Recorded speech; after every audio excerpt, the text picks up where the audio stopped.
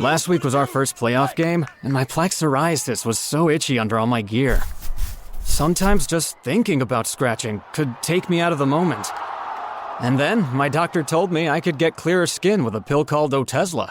Otezla apremilast is a prescription medicine used to treat adult patients with plaque psoriasis for whom phototherapy or systemic therapy is appropriate. Otezla can help you get clearer skin after just 4 months. Okay, ready for the next game.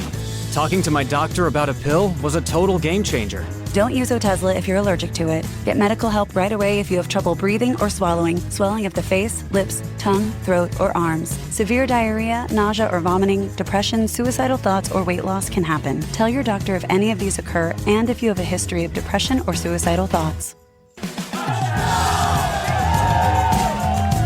Live in the moment. Ask your doctor about Otezla. Call 1-844-4-OTEZLA or visit Otezla.com for prescribing info about cost, and more. Hello. Before we get started, we need to do 2 things. First, we need to celebrate something. You are about to listen to our 50th episode. Come in and enjoy the party.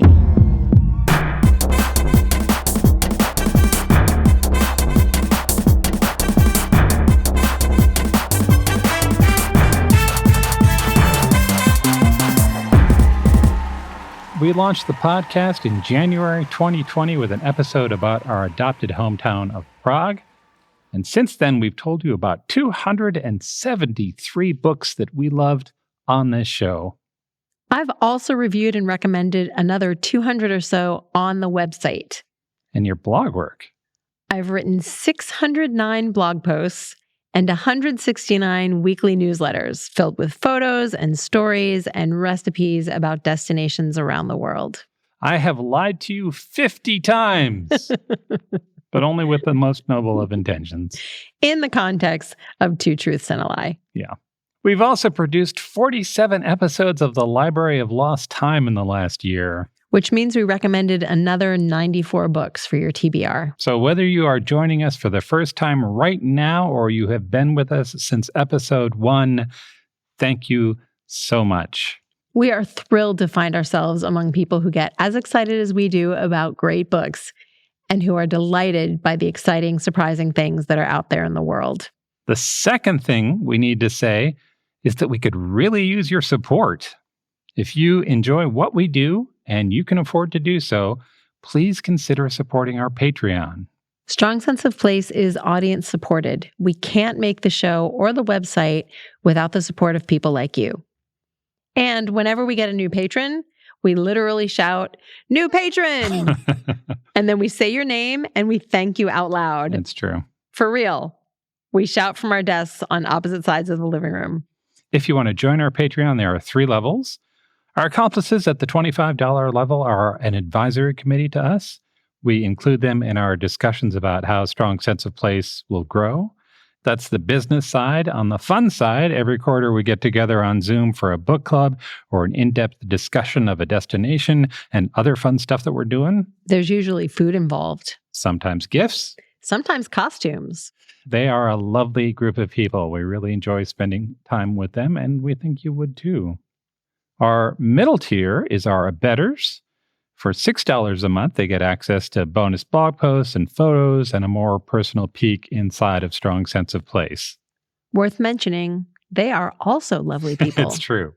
Finally, as an aider for just $3 a month, you can show us that our podcast and website are valuable to you. It's a cliche, but I'm going to say it anyway. $3 is less than a cup of coffee, but that $3 literally keeps us going. Our aiders are lovely people. They are. So if you'd like to support us on Patreon, please visit us at strongsenseofplace.com/support. Also, when you join us on Patreon, you become a patron of the arts. It comes with a top hat. It's so posh. Yeah. Plus, your Patreon support gives us the time we need to make this show. Yeah, so basically you give us a few dollars a month, and then we spend about every waking hour figuring out how to make sure you know about amazing books. And fun travel stuff to put on your I need to try that list. Yeah. Again, thank you so very much for being with us on our pretend trips around the world. We read every email you send us, sometimes out loud to each other. Frequently. And all of the comments on Facebook and Instagram and Twitter, and they are the fuel that keeps us going. This is also a cliche. I'm still going to say it. I've really enjoyed this project, and the best part about it has been getting to know the people who listen. That means you. Thank you. And now, let's do episode 50. Hello, welcome to Strong Sense of Place. In each episode, we focus on one destination and discuss what makes it different than any other place on Earth. Then we recommend 5 books we love that took us there on the page. I'm Melissa Joulwan. I'm David Humphreys. We're going around the world, one great read at a time. Thanks for joining us.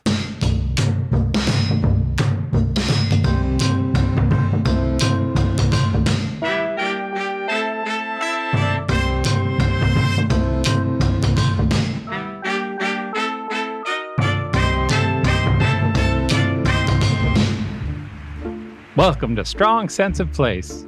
Today, we get curious about Lebanon.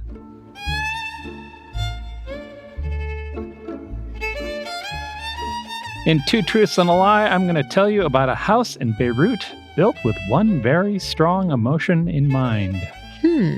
Then we'll talk about 5 books we love. I'm recommending a family saga that weaves stories within stories within stories within stories. A fractal story. I read a book written by a woman who rode 7,000 miles on a bicycle through the Middle East. Wow. Yeah. But first, Mel's going to bring us up to speed with the Lebanon 101.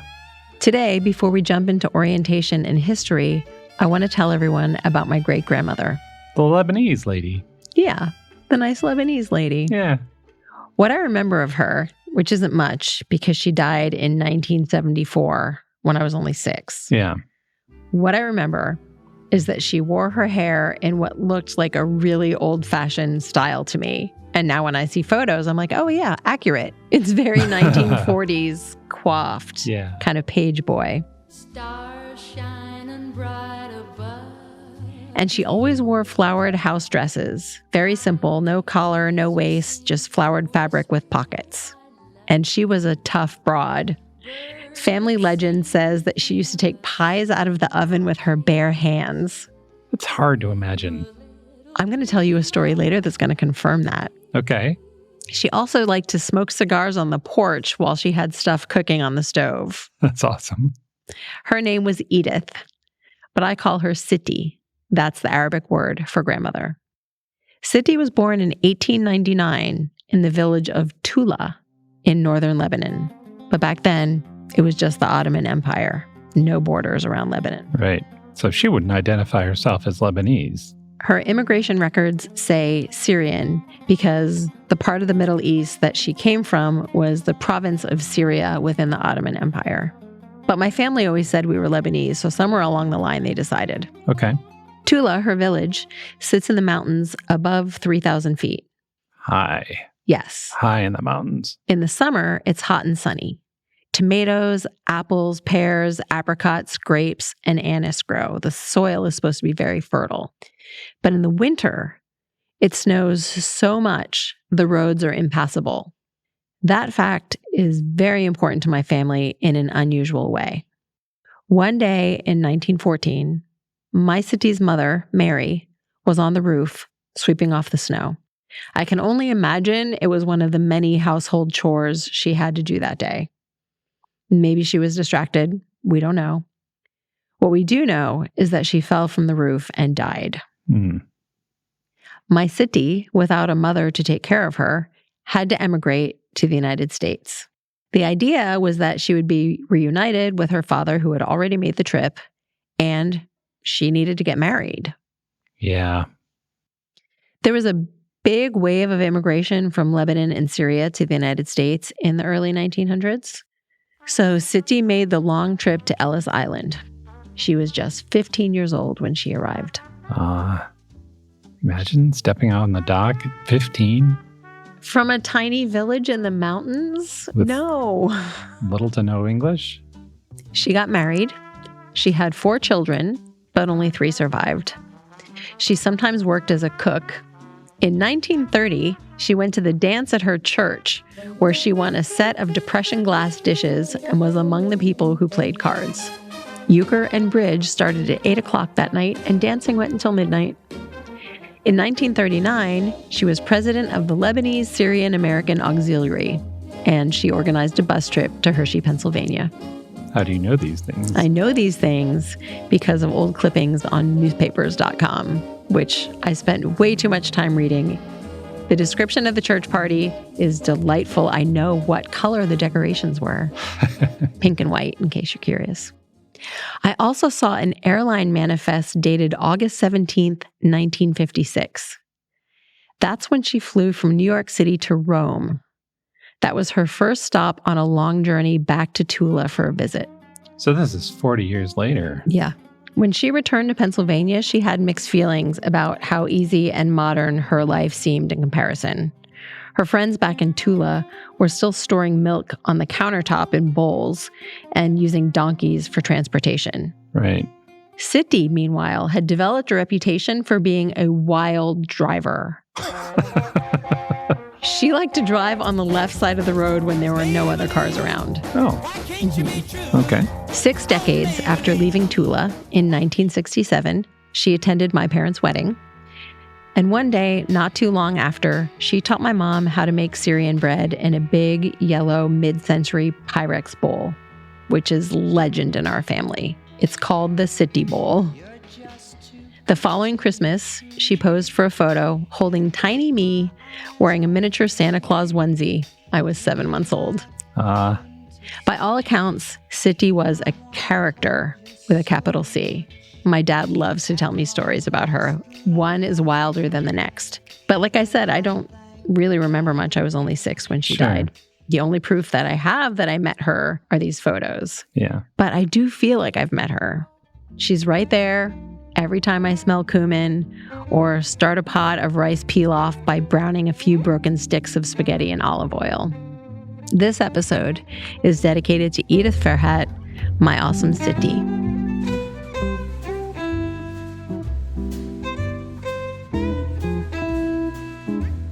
Now, let's get oriented. Lebanon is in the Middle East, on the eastern side of the Mediterranean Sea. Israel is to the south.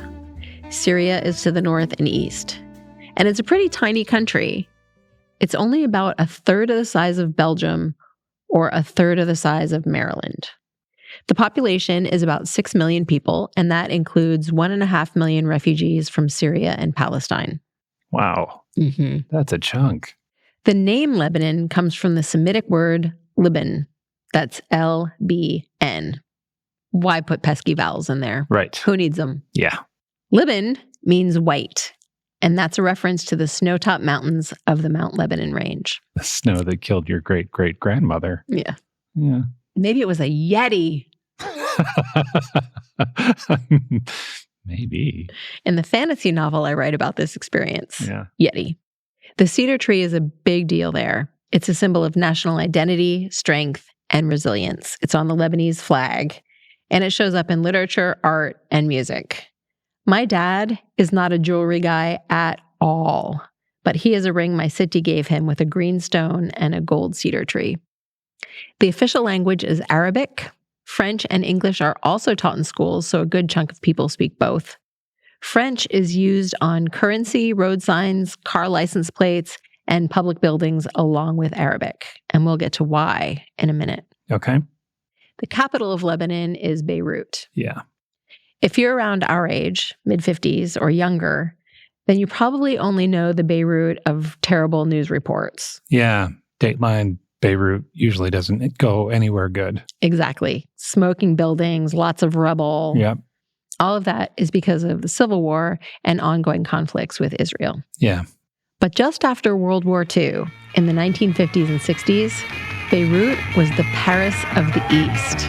In this small land bordered by Israel and Syria, the East and West fuse smoothly. Ancient and modern, Christian and Muslim. It's a land of contrasts. Sunny lowlands, It was a seaside playland for the jet set. Very cosmopolitan. Imagine the St. George Hotel. 5 stories of rooms with balconies overlooking the Mediterranean. There was a sparkling swimming pool lined with flags from 20 countries. There are colorful boats docked on sun-bleached piers with umbrellas and an enormous Air France sign. Famous guests who went to the hotel at the time included Brigitte Bardot, Omar Sharif, Peter O'Toole when he was taking breaks from filming Lawrence of Arabia, Right. King Farouk of Egypt, and you know Kim Philby? The spy. Yeah, British MI6 agent who spied for the Soviet Union. Yeah. He used to drop by every afternoon for cocktails. So it's kind of the hotel of your dreams. Pretty much, yeah. Spies and movie stars. Yeah. I'll be talking about a book by the Lebanese author Rabi El-Emedine later. In his novel, An Unnecessary Woman, he wrote, Beirut is the Elizabeth Taylor of cities, insane, beautiful, falling apart, aging, and forever drama-laden. She'll also marry any infatuated suitor who promises to make her life more comfortable, no matter how inappropriate he is. That's a really good line. It really is. So Beirut in particular and Lebanon in general were a swanky place to be after the Second World War. Yeah. But then things got bad. I'm just going to hit the highlights of Lebanon's long history. In the 600s, Lebanon was conquered by Arab Muslims, and in the 1500s, it became part of the Ottoman Empire. Remember, Lebanon didn't really exist then. There were no national borders. The area now known as Lebanon was in the Ottoman province of Syria. Now seems like a good time to take a little sidebar to talk about religion, because it will dovetail into what I'm telling you. Okay. About half of Lebanon's population is Muslim. That's split pretty evenly between Shia and Sunni, with a small Druze minority. Druze is like the local flavor of Islam. It's a sect found mostly in Lebanon and Syria. About 40% of the total population is Christian. This includes Orthodox and Catholic Maronites. Okay, so they're a strong minority. Yes. This is important because it plays out in the government today. The law dictates which religions are attached to each government position. So according to Lebanese law, the president must always be a Maronite Christian. The prime minister is a Sunni Muslim, and the speaker of parliament is a Shiite Muslim. Then seats in parliament are split between Christians and Muslims, and then divided among the different denominations within each religion. So I have to imagine that's intended to keep one religion getting significantly more powerful than another, but it also kind of... codifying representation. Yeah. But it also really strengthens up the us versus them. Yeah. We're on this side, they're on that side. We're in the same country, but we're different. Right. Which is a really important point as we return to the overview of the history. In the 16th century, in the Ottoman Empire, no one would describe it as idyllic. But generally speaking, once the Ottomans conquered you, they were very brutal during the conquering bit. Right. But once they conquered you, they pretty much left you alone. It was relatively peaceful. Yeah, we've seen that a few times. The Turks come in, terrorize everybody, but then everyone sort of begrudgingly puts up with whatever it is the Turks are doing because the Turks let you do whatever it was you were doing before. Right. You just pay them taxes now. Yes, exactly. Jews and Christians had to pay higher taxes, but they weren't persecuted or expelled. Yeah. The journalist Anthony Shadid described it like this. The Ottoman Empire bound together a remarkable tapestry of ethnicities, religions, nationalities, and languages that, unencumbered by borders, comprised a culture far greater than its individual parts. It survived as it did because of its pluralism and its own notion of tolerance. That all changed after World War I. In 1920, the Ottoman Empire was broken up and the Syrian province came under French control. Okay. The French drew boundaries. In one of the books I read, they literally went out in a wagon and dropped spikes in the ground, marking the new boundary. Right, in a way that made no sense to the local people. Absolutely not. And suddenly, Lebanon and Syria were kind of divorced. There were boundaries where there were no boundaries before. Right. In 1943, Lebanon gained its independence. It grew its economy. It had political stability. It became a tourist destination. It was pretty nice. Yeah. I mean, it's beautiful there on the Mediterranean. Yeah. But all of that changed in the 70s. This was once the richest part of the richest city in the Middle East. Now it's the front line of the war in the Lebanon.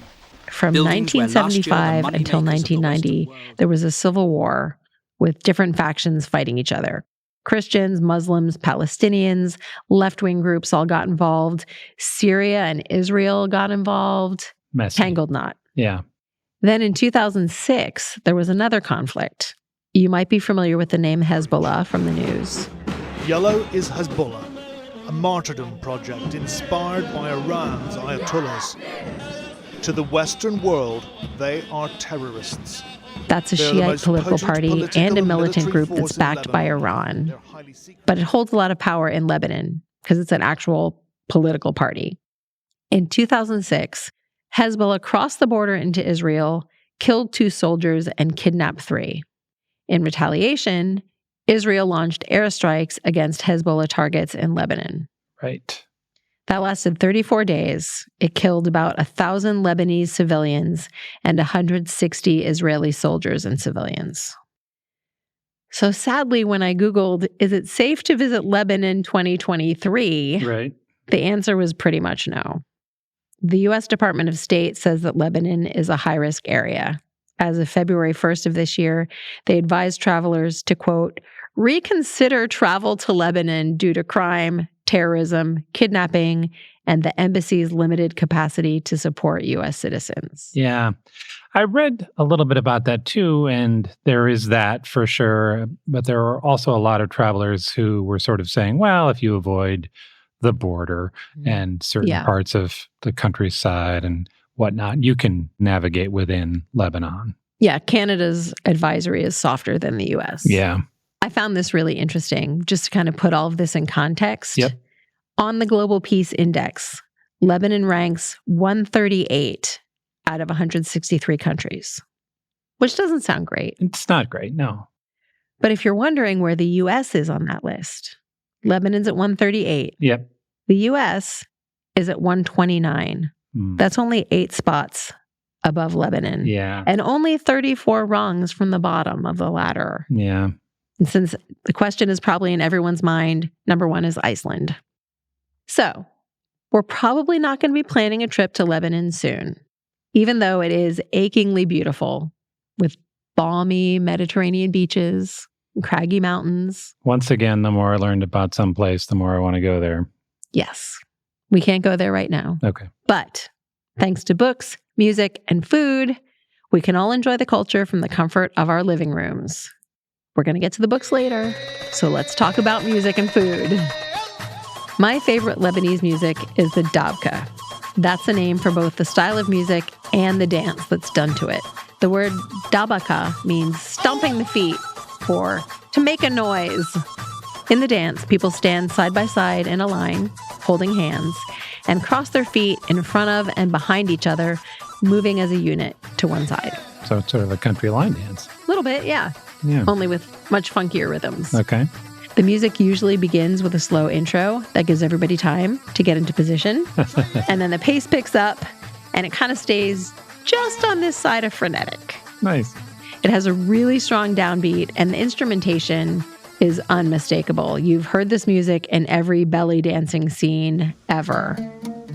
There's almost always an oud. That's a pear-shaped lute with a short neck. And the Mijwiz. The Mijwiz. The Mijwiz. That sounds a little bit like an oboe, and it looks like 2 flutes that have been tied together. The Mijwiz sounds like a mouse that has a smoking problem. The drum, the tabla, is a small hand drum. The dull thudding sound that you kind of associate with Middle Eastern music is made by the daf, and that's like an oversized tambourine. Yeah. So while that's playing in the background, you can feast. Oh, okay. If you've eaten hummus or chicken shawarma or baklava or falafel tucked into pita bread, congratulations, you have eaten Lebanese food. If you were to be lucky enough to attend a Lebanese feast, preferably made by my dad, maybe with an assist from the ghost of Siti, there would definitely be lamb. Yeah. Either grilled as shish kebabs or minced for kibbeh. Kibbeh is sort of like Lebanese meatloaf. There might be kofta, sort of like Lebanese meatballs, only they're football-shaped instead of round.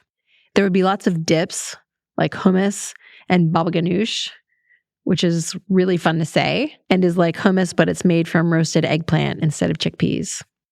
There would be lots of salads, including tabbouleh. That's tomatoes, cucumbers, parsley, and mint mixed with bulgur wheat. Yeah. So it has kind of a nutty taste to it. Yeah, it's got a surprising tang to it. Lots of lemon juice. Yeah. There's also fattoush. That's the same vegetables as tabbouleh, but instead of bulgur wheat, it's got toasted bits of pita bread mixed into it. Lebanese cooks are also very big on stuffing things. So there would be grape leaves or whole squash or zucchini stuffed with rice and meat. And along with all of that, there's olives, dried apricots and dates, lots of fresh, hot pita bread. The smell of garlic and cumin and mint and cinnamon would be wafting over the whole thing. That's the 101 on Lebanon. I hope it explains why I have a visceral reaction to the sounds of the Mijwiz and why garlic cooking in olive oil smells better than perfume to me. That was awesome. Are you ready for 2 truths and a lie? I am. I feel like I'm going to learn new things. I'm about to say 3 statements. 2 of them are true. 1 of them is not. Mel doesn't know which one is the lie. Here are the 3 statements. 1, every reader owes a debt to a beautiful seaside city in Lebanon. 2, there is a house in Beirut that was built out of spite. Oh, that's definitely true.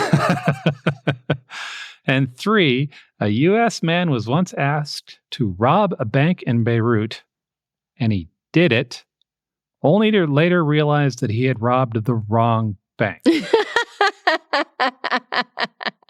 So, statement number 1, every reader owes a debt to a beautiful seaside city in Lebanon. True. That is true. We need to talk about Byblos. Byblos. Yeah.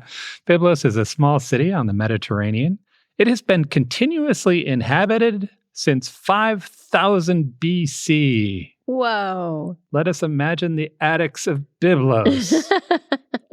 7,000 years of people. Byblos has been a part of Egypt, Phoenicia, Assyria, Persia, and the Roman and Ottoman empires. All the greatest hits. Yep. Each of those civilizations left a little something of themselves in that city. As a result, Byblos has ancient architecture thrown around like kids tossing their toys in a yard. It also has a beautiful port and some fine restaurants. There's a sandy beach. It all looks very pleasant. I would happily find myself in Byblos. Byblos should also have a place in the heart of every reader. The story is that about 3,000 years ago, a team of people in Byblos produced a technological advantage that nobody else had. An advantage that made trading easier, allowed communication across vast distances, and improved their ability to warehouse goods. That team put together the Phoenician alphabet. Genius. Yeah. The Phoenician alphabet's breakthrough was having a symbol stand for a sound. Previous attempts at writing it had a symbol for every word. Mm-hmm. You can imagine how much easier it is to have 22 characters to memorize instead of a separate sign for every freaking thing. Right. Depending on how you track it, the Phoenician alphabet might have inspired every other alphabet in the world. Go Phoenicia! Yeah. I should also mention that Byblos was indirectly the source of the name of the Bible. Huh. Yeah. The Greeks called their scrolls Byblos, probably because Byblos produced so many scrolls. Byblos came to mean book. The Greek ta biblia, literally the books, was used by Hellenistic Jews to describe their sacred texts. And that's how the Bible got to us. Neat. Yeah. Okay, statement 2. There was a house in Beirut that was built out of spite. I mean, I don't know how that could possibly not be true given what I've read in the books about people in Lebanon. Very true. It's very true. The locals call it the Grudge House. Of course they do. And I'm going to tell you a story which is probably apocryphal, but the outcome is accurate. I have embellished the story for the telling. This is the story the locals tell about the Grudge House. There are 2 brothers. We'll call one Amal and the other Harim. In the early 1950s, Amal and Harim are gathered together. Their father has recently died, and they're together to hear the will. Now, Dad loved Amal, but Harim, he was always challenging, always a fighter. Trouble stalks Harim. The will is read. Dad died with an excellent plot of land in a prime location with a view of the Mediterranean, and he divided it between his 2 sons. Amal gets a nice big chunk of it and some money. Harim receives a smaller share, a much smaller share, right next to the road. Amal takes his small fortune that he inherited along with the plot, and he puts up a stately stone building 3 stories tall with a commanding view of the sea. It is gorgeous. Harim fumes about this. His plot needs to be more to hold a decent newsstand. But then Harim notices something. He realizes that his plot, his small plot, is closer to the sea than Amal's plot. And Harim has an awful idea. No. The next day, Harim calls an architect. He explains what he wants. The architect says, that's ridiculous. Harim says, money is no object to do it. And so in 1954, a building that is 2 feet wide at its narrowest and 14 feet wide at its widest and half a block long and 3 stories tall goes up right in front of Amal's house. No way. It is mostly a wall. Wow. Amal walks out of his stone home. He looks to the beach, but he can't see it anymore. All he can see is the back of Harim's house. Amal looks at Harim. Harim looks at Amal. The 2 brothers walk back into their buildings, and they never speak again. For real? They never spoke to each other again? I made up the part about the brothers, but the houses are true. Yeah. Those 2 buildings stand today. The Grudge House is empty. Nobody seems to know who owns it. Oh my God. An architect toured the Grudge House a few years ago and said he'd love to live there. The apartments are linear. You go from one room to another. And the windows are large, and it's a great neighborhood, and there's a sea view. Sure there is. Yeah. And at night, the ocean air comes wafting in. The locals say that new zoning laws have made it so that nothing new would go up if the Grudge House was demolished, right? The plot is an area smaller than you can build on. Mm-hmm. So there's no incentive to buy it, which means the Grudge House may stand until it crumbles into the sea. I halfway admire taking a grudge that far. Yeah. Third statement. A U.S. man was once asked to rob a bank in Beirut, and he did so only to later realize that he had robbed the wrong bank. Okay, that's a lie. Mm-hmm. We've gotten that far, but only kind of. The word rob is the lie there. It was more like he was asked to break into the bank. Here's the story. James Street is an IT guy. He has a specialty. His specialty is that he tests security. If you were a bank, you might hire Jason to find your network's vulnerable parts. Jason is a hands-on kind of guy. He does not break into networks by booting up a terminal and surfing for open ports from a cyber cafe. Instead, he goes into a bank and he walks in the door, and then he does 2 things. First, he tries to look like he belongs there. And second, he tries to look non-threatening. Hey, I'm here because headquarters wanted me to update the drivers on the scanners. Would you mind if I take a look? Mm-hmm. He is shockingly successful at that. He will walk away with computers, passwords, and security cards, or access the local network because he looks exactly like you would expect the IT guy from headquarters to look. And people don't want to challenge somebody, right? Yeah, they're busy. It sounds like it makes sense. Right. Is it your responsibility if this guy gets in? Like, whatever. Even in a bank. Yeah. So as a professional, he'll get in, try to compromise as much as he can without doing any damage. And then they'll have an all-hands meeting to talk about who he is and what he did and how everyone can improve. Yikes. Don't want to be the person who let him in. You really don't. Jason is hired by a bank in Beirut. An executive drives him to the branch they want him to investigate, and the executive says, get in there, do your thing, and I'll come in and meet you in 30 minutes. The branch is down that street, over at the end there. Jason walks down and he goes in. He says he's with Microsoft. He flashes a Microsoft badge and he starts doing his thing. He walks around, he talks to people, and he quickly compromises the network. One of the things about this guy is it is amazing how quick he can basically own a computer. He, at this point, has already won. He's already done the job they've asked him to do. And now he's wondering what else he can do because that's part of his job. Uh-oh. And a guy walks up and he says, hey, what's going on? And Jason says, I'm with Microsoft. There's an acquisition coming up. I'm doing an audit.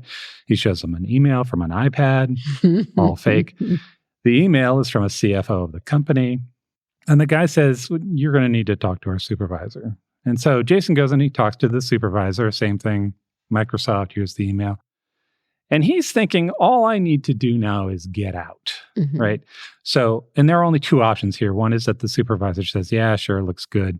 Two is that the supervisor says, I'm going to need some more documentation. And Jason thinks if she says that, he'll say he's got more documentation in the car and he'll be gone.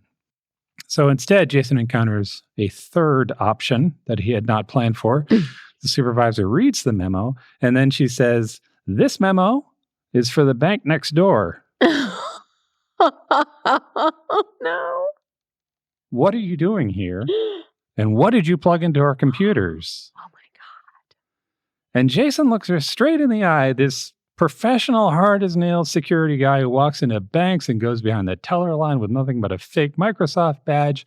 And he looks at her and he says, oh.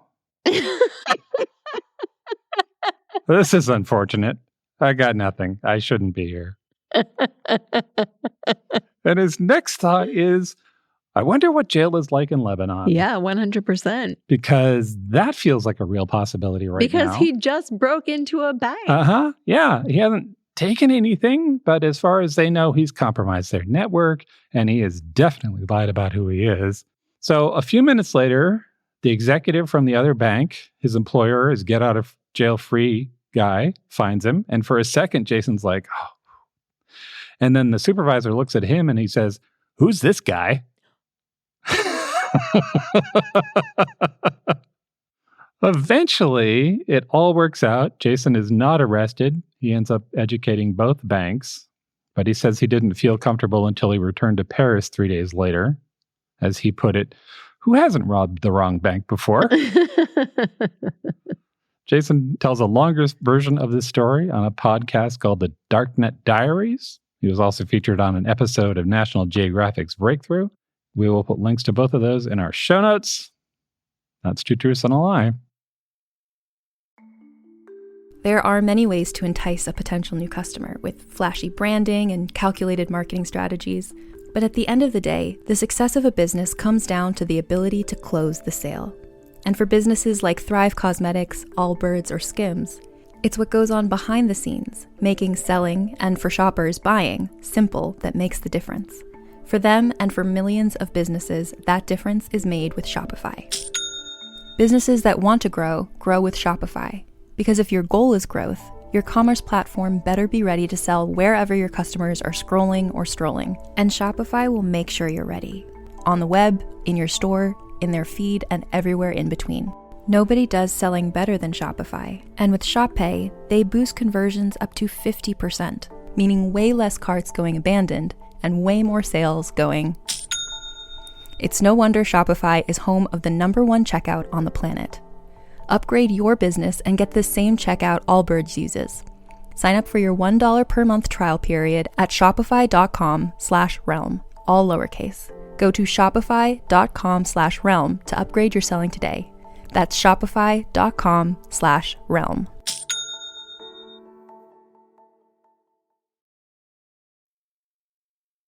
Are you ready to talk about books? I am. Let's do it.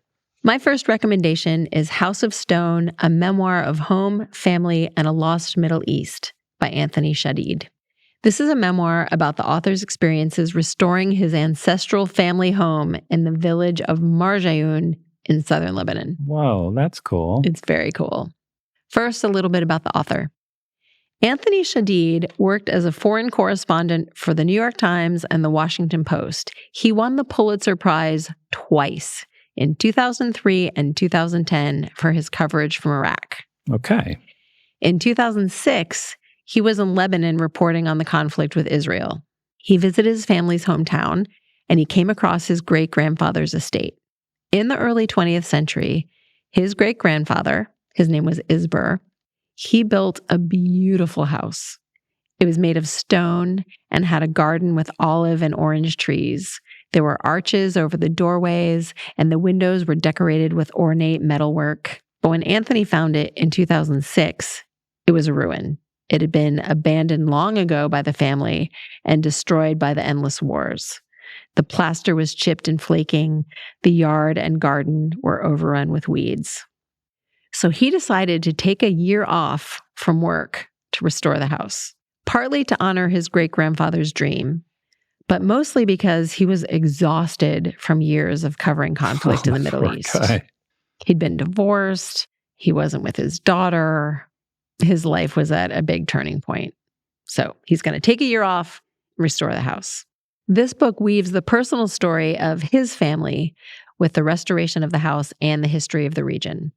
No surprise, this Pulitzer Prize-winning expert does a bang-up job of making the complex history of the Middle East interesting and understandable. Yeah. He has a very palpable nostalgia for a time when Lebanon, Syria, Jordan, Israel weren't countries, but were just the Levant. He calls it a lost era of openness when all sorts drifted through homelands shared by all. He's a little bit of a romantic for a journalist. Yeah. So woven into that, we get his stories of the day-to-day of literally trying to put his house in order. He falls in love with the idea of decorating the floors with cemento tiles. These are colorful tiles with geometric patterns on them. I'll put a picture in show notes. When you see it, you'll go, oh yeah, those. Yeah. The buying, transport, and installation of those tiles turns into an epic saga for him. It really highlights the differences between Western and Middle Eastern thinking. Yeah. Which is a problem he runs into frequently. Yeah. Schedules, budgets. Yeah. Availability, time. Yeah.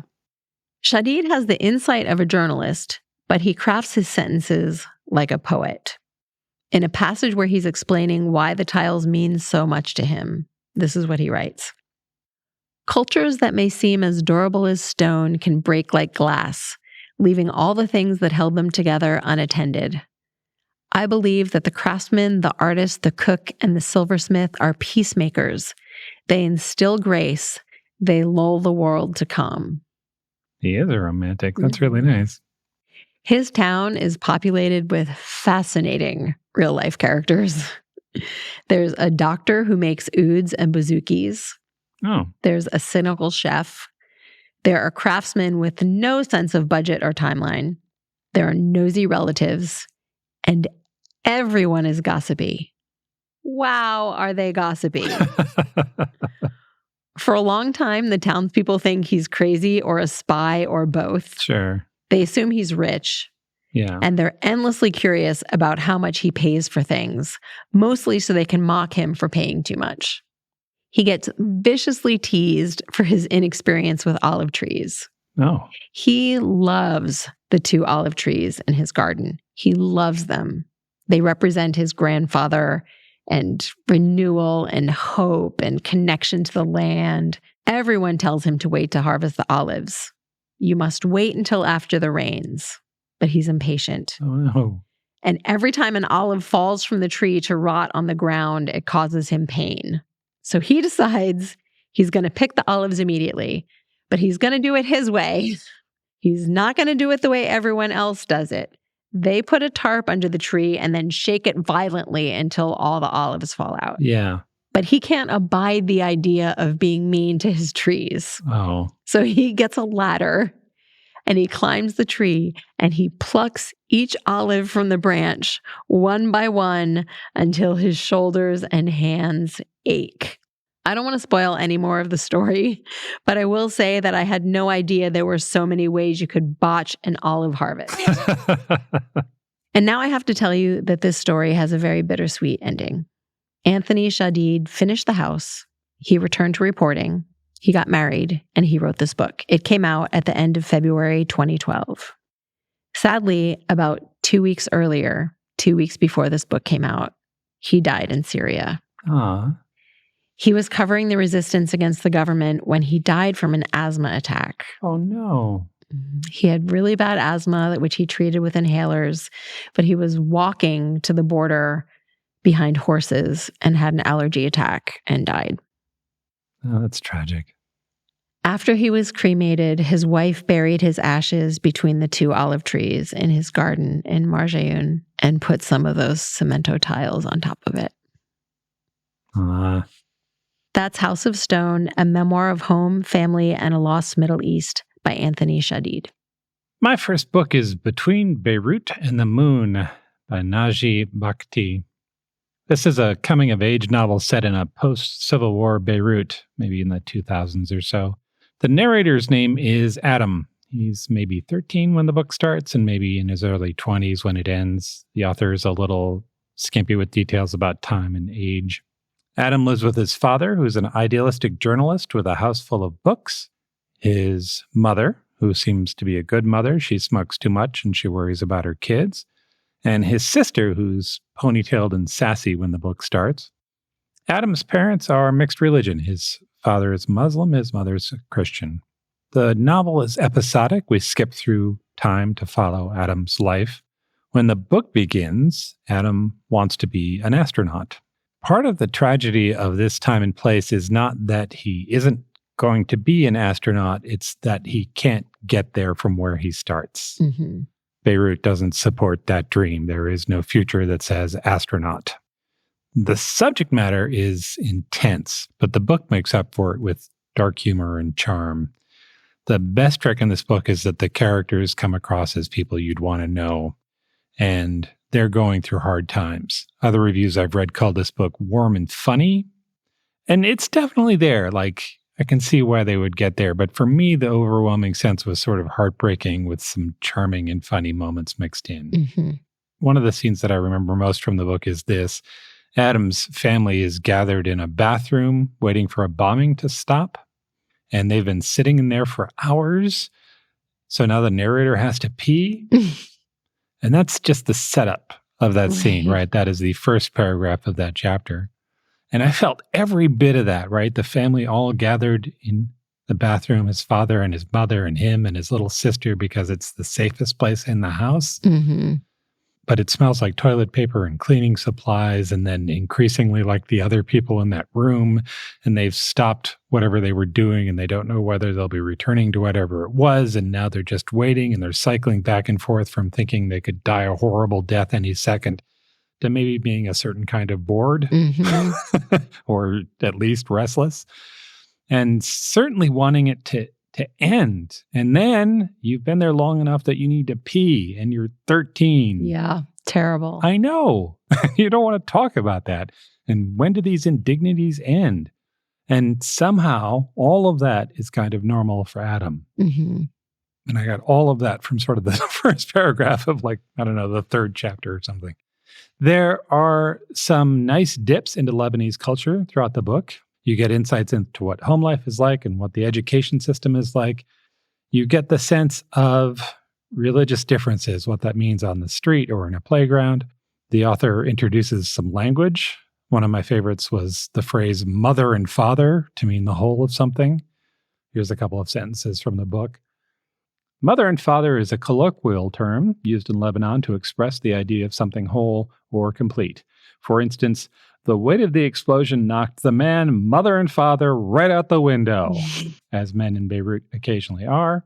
Or the building collapsed mother and father to the ground, as buildings in Beirut occasionally do. I want to read you a couple of paragraphs from this book. When I read what I'm about to read you, I thought this was the novel's thesis statement, and it might be, but I also want you to hear how the author takes something pretty dark and pulls it slightly toward the light. I think the only thing you need to know here is that Iraq is a licorice-flavored spirit. Here's the passage. Many years later, long after I'd left Lebanon to pursue a higher education in London, my father would write a heartfelt article in the An Nahar newspaper. It would be his final article before he retired. I cursed the country, he would write. I cursed the country that bid our children farewell with a smile across its face and told them to never return. I cursed the country that presented our children with two alternatives, death or immigration, and instructed them to pick between the two. I cursed the country that forced its parents to send their children to outer space, or worse, Europe, and wave silently from afar. I cursed the country that gave our children water, but no future, soil, but no belief, light, but no hope. I cursed the country that stripped our children of their parents and us of them.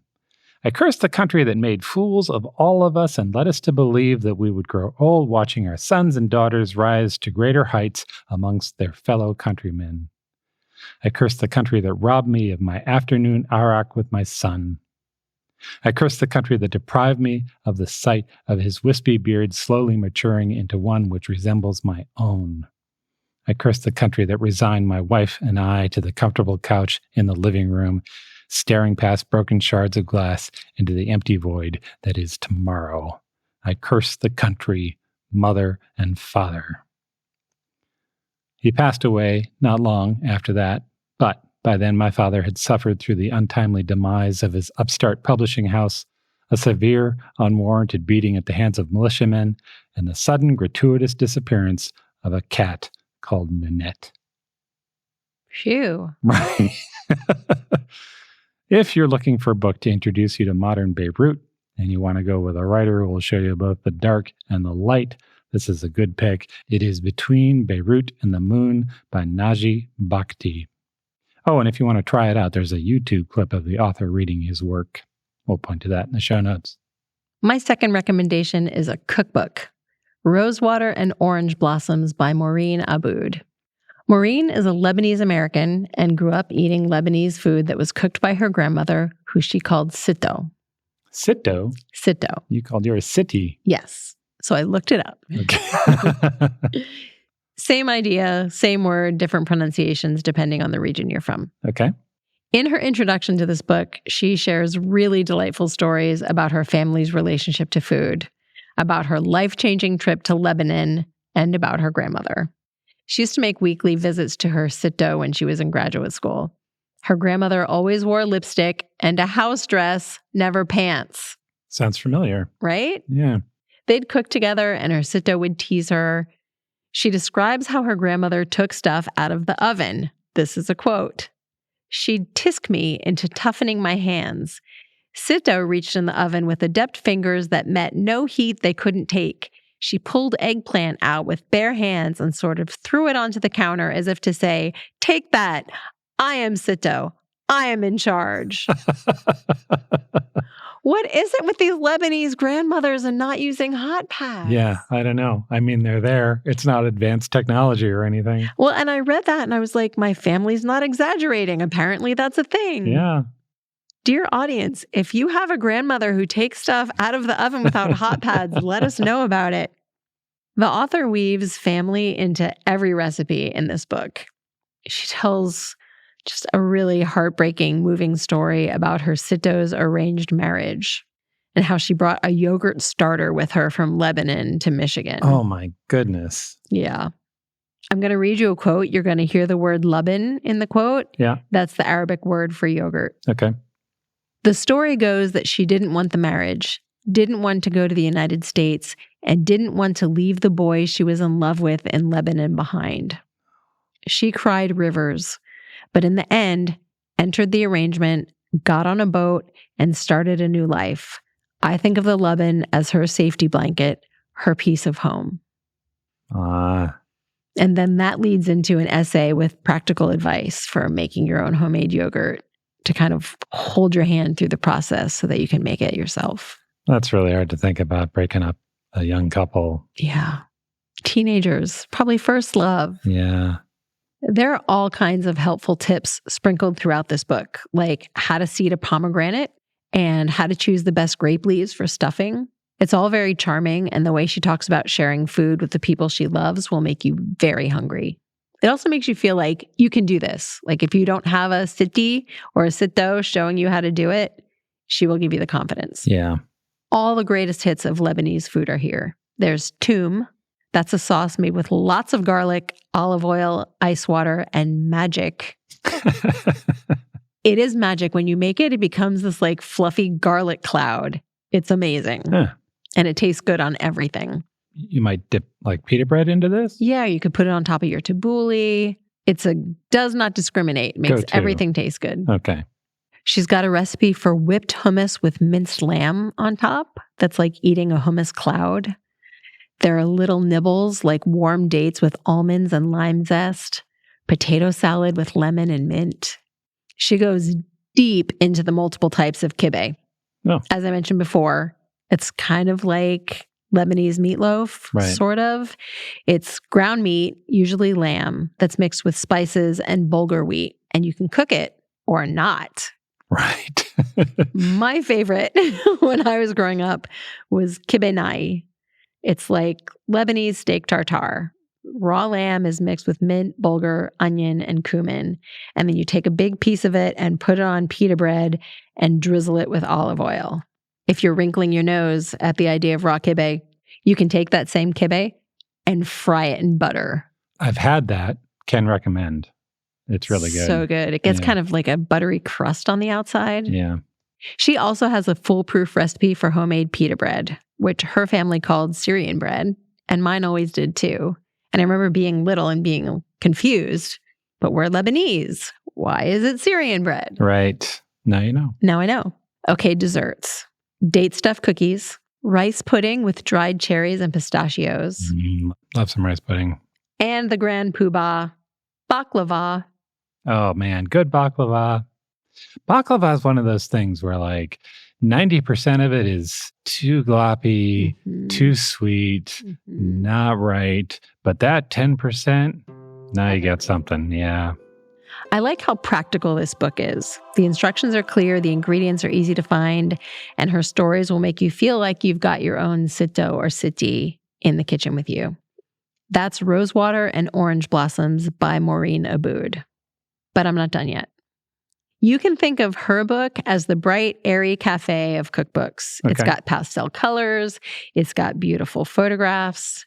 Now I'm going to tell you about another cookbook that I love. Is this the Batman of Lebanese cookbooks? This is the 7th grade social studies class of Lebanese cookbooks. Okay. This book begs to be made into a film strip. It's Middle Eastern Cooking by Rose Dosti. It's from 1982, and it looks it. The photos are super saturated. There's a lot of red and orange, and all of the props look like there was a fire sale down at Alibaba's tent. But the recipes are legit.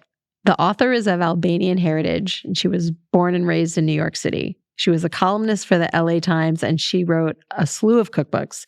She was also the founder of the Albanian Human Rights Project.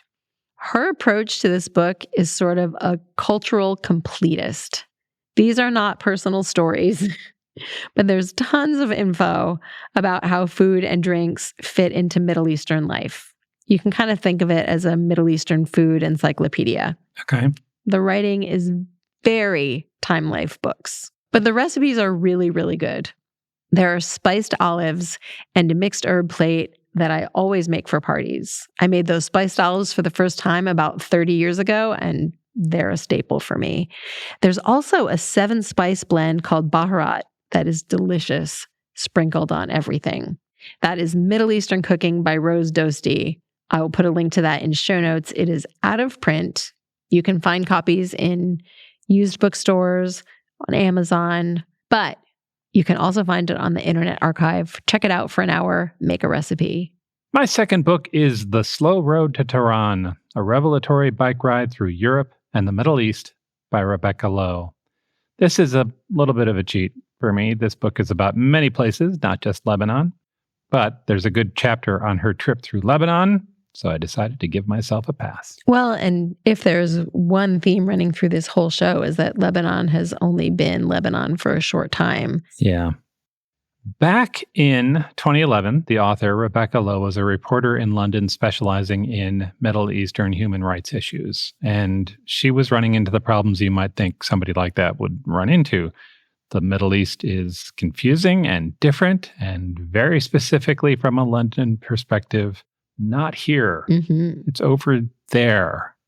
And the journalism about the Middle East is sensational. It's always been sensational, but since 9/11, it certainly hasn't gotten any more open-minded or welcoming. Lowe says the news is always, quote, bombs and burqas and bigots. That coverage has made the Middle East seem dangerous. So is it? And how would we know? So Lowe is seeking clarity and empathy, and then it strikes her. She needs a bicycle. That would definitely not be my first thought, but okay. She decides she's going to bike from London to Tehran. That is 20 countries alone for a year. She will travel 11,000 kilometers or a little under 7,000 miles. That is far. She told some people about her plan and she got some feedback. She writes, quote, "We think you'll probably die." One friend helpfully informed me, looking at me with the kind of wary fondness usually reserved for unruly toddlers or puppies that have soiled the carpet. "We've put the odds at about 60-40. Others were less optimistic.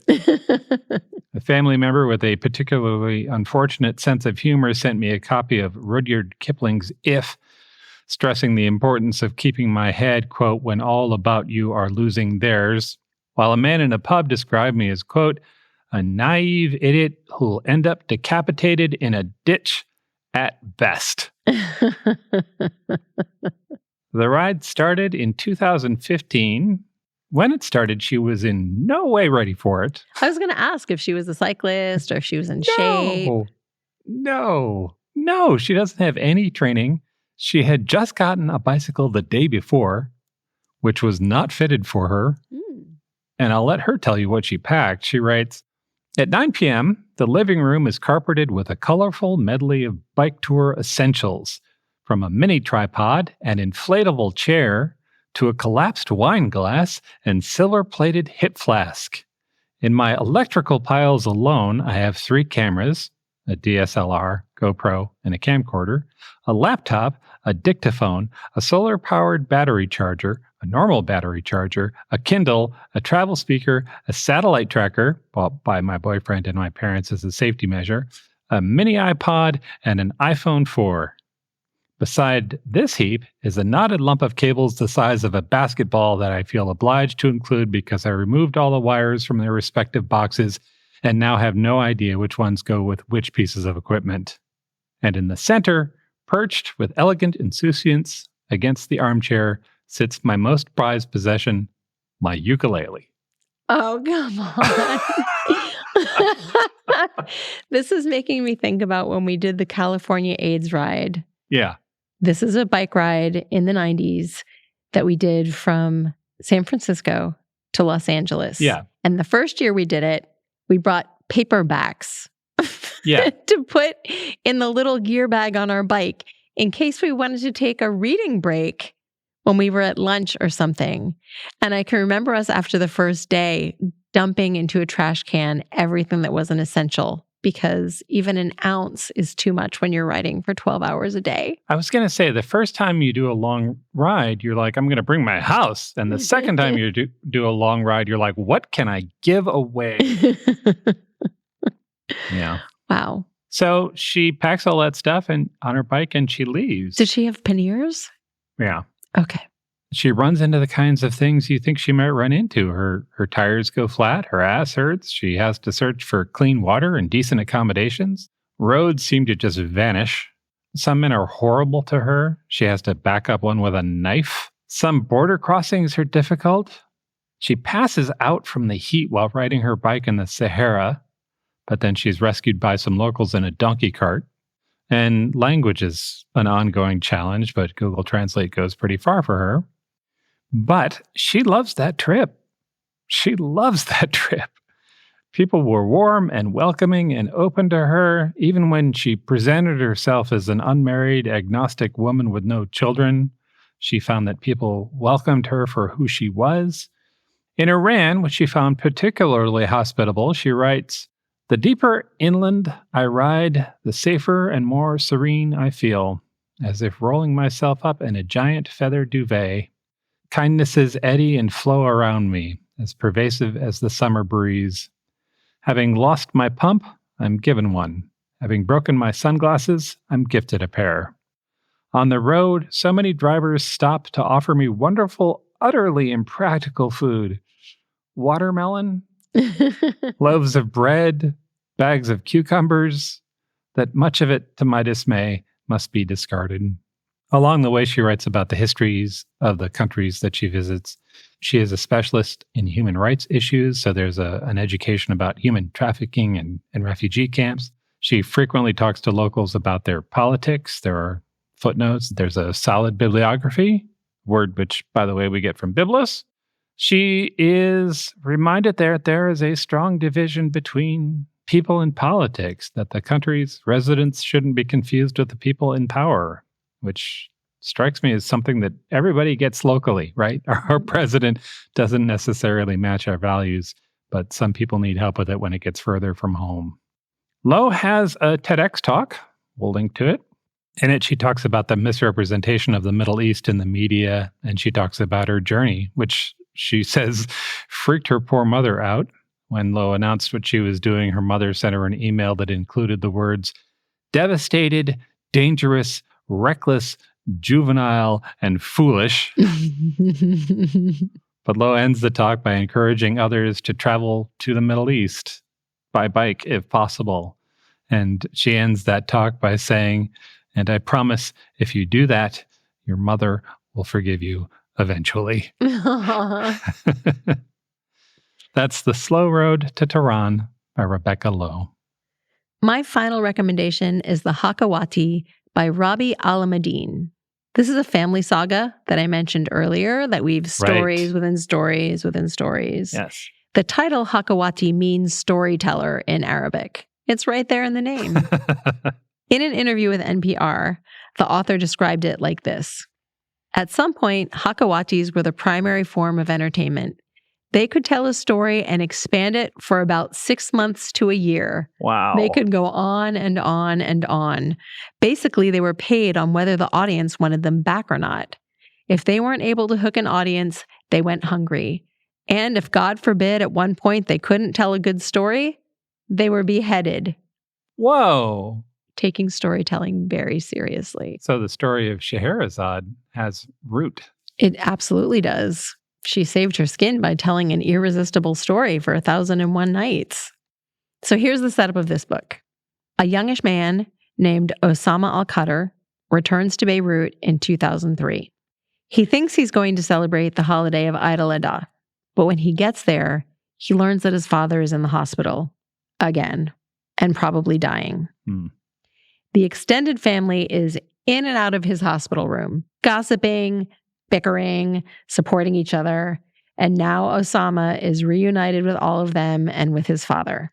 As he sits at his father's bedside, he narrates his family story, all the way back to his great-grandparents and to his grandfather, who was a Hakawati. If that's all we got, it would be really good. Rabi Alameddin is an amazing writer at both the storytelling level and the sentence level. But he's kind of a Hakawati himself. Okay. So into this family story, he also weaves 2 Arabian tales. There's the legend of Fatima. She was a brave servant girl who turns into a fierce warrior. Yeah. And the tale of Baybars, a slave prince who defeated the Crusaders. All of these stories twist together and dance around each other. While I was reading, I kept imagining a table with cups of tea and the steam rising from them and kind of swirling together. Right.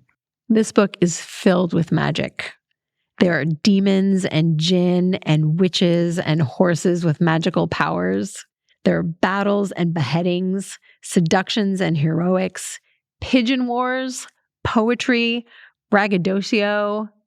Fatima, the daughter of Muhammad, marches into the underworld, beds a powerful jinn, and becomes the mistress of a group of imps who do her bidding. There are also beautiful stories. Omar's uncle is telling his mom the tale of a poet attacked by brigands. The poet was carrying scrolls of papyrus. They were all of his poems, and he's carrying them across the desert. When he was attacked, the poems were caught by the wind and blown away and scattered across the dunes. And Omar's mother says, imagine poetry still hovering over the skies of Baghdad or buried under the desert sands. Someone drills a well in Iraq and out gushes poetry instead of oil. Isn't that nice? That's really lovely.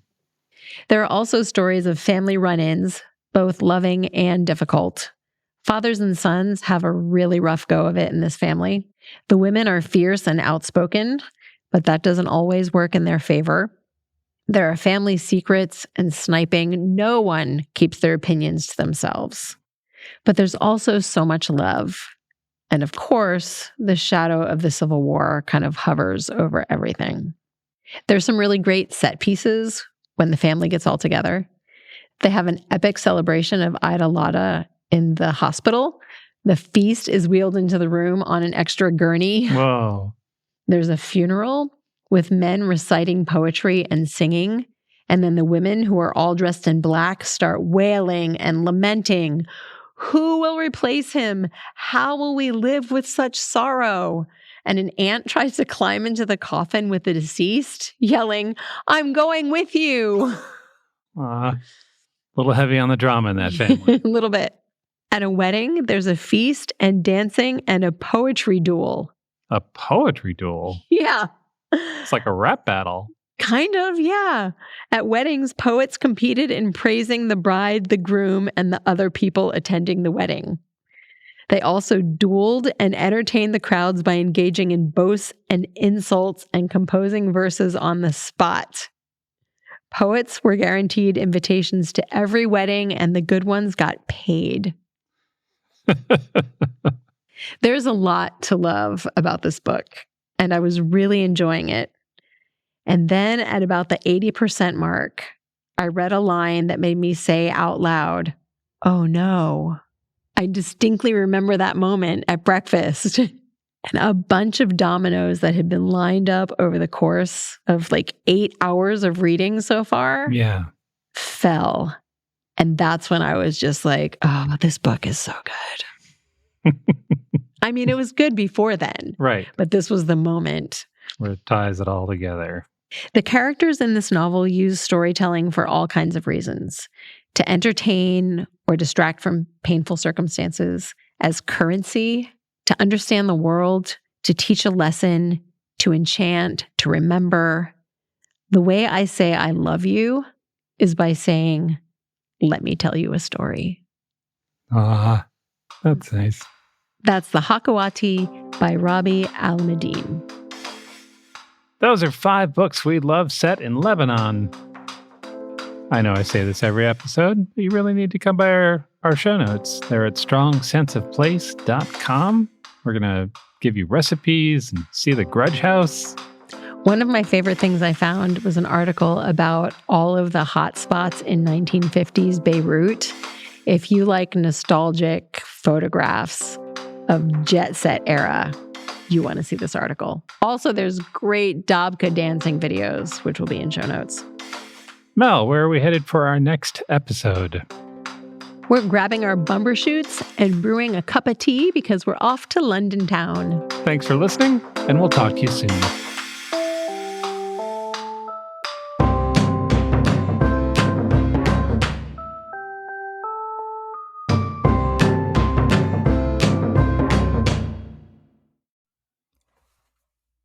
Have you ever heard about the 19th century French actress with so many lovers that they formed a lovers' union?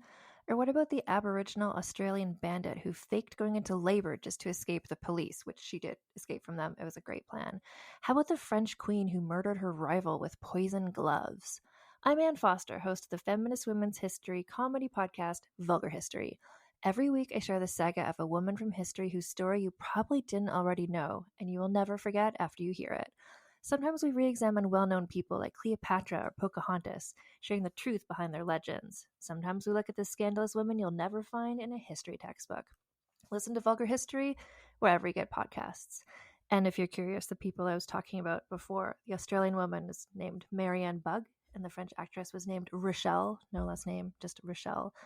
And the queen who poisoned her rival is Catherine de' Medici. I have episodes about all of them.